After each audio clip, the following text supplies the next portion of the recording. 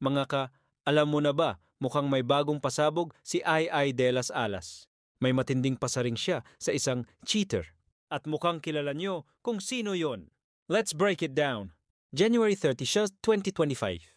Nag-post si Ai sa kanyang verified Facebook tungkol sa isang cheater na bumili raw ng singsing.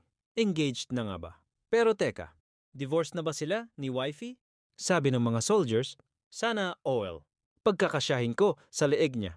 Maraming netizens ang nag-react. Sabi nila, huwag niyang pirmahan ang divorce papers para hindi makapagpakasal ang cheater sa iba. Noong January 21, unang ipinahiwatig ni Ai na may third party sa hiwalayan nila ni Gerald Sibayan. Ang mas shocking, ang third party raw ay isa ring Pilipina. No woman could love a cheater and not pay the price of it. At ayon kay Ai, nakita raw sa mga Filipino establishments sa California ang cheater at ang kanyang mistress. Ano sa tingin nyo? Dapat bang hindi pirmahan ni Ai ang divorce papers? May chance pa bang magkabalikan sila? Comment down below.